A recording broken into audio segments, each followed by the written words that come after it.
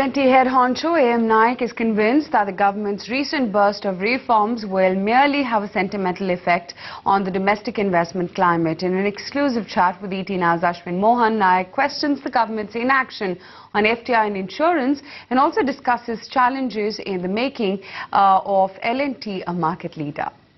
Under the present situations, maybe it's a cautious but small beginning. Obviously, a lot more needs to be done. We have to contain our inflation. And if we can, then we need to have a rate cuts and many other things to be done. But for now, it's a signal that we are willing to play along. Don't forget, it's almost the lowest CRR at 4.5 among in the last 18-20 months. So I think they didn't have too much leeway except to do this much. Your immediate take on the government's recent spurt of reforms that we introduced last week, do you think it will have only a sentimental impact on the investment climate in the country, or are you also waiting for some fine print to emerge from the government in the coming days? Well, right now it's sentimental. We need fine prints.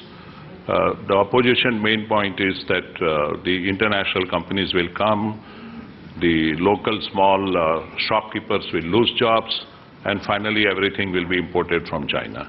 So when the fine print comes, we'll have to sit and say, if you sell 100, you will have to buy 100 from India, whether it is for Indian sale or for really outside. These are my personal views. If they can buy $1.5 trillion worth of goods and so from China, I don't think the big retail will take away more than 25-30 billion to begin with. And they can easily source 25 billion. Then it will be easy to convince everyone that, look, we are creating jobs.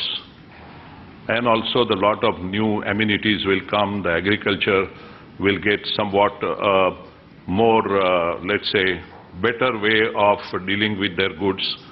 I think all-round improvement can take place, but fine print is very important. All right, so point taken. Now, some of the reforms, of course, have been announced recently. What are some of the pending reforms that you think need to be put in place to make the investment climate even more friendlier than it is right now? Well, I think the other thing pending is the insurance.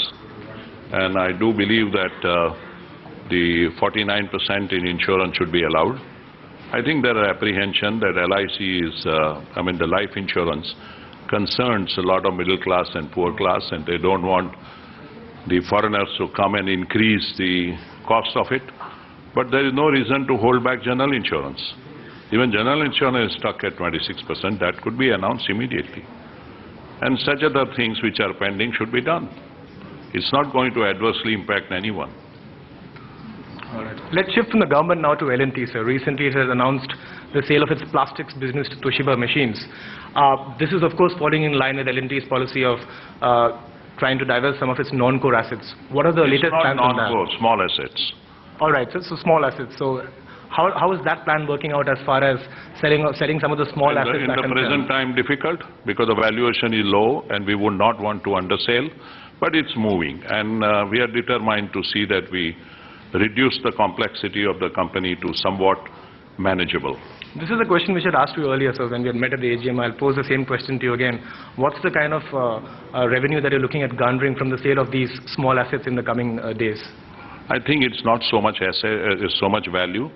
It's removing the attention level in all these small businesses and focusing on bigger business. Value may be 1,000, 1,500 crores.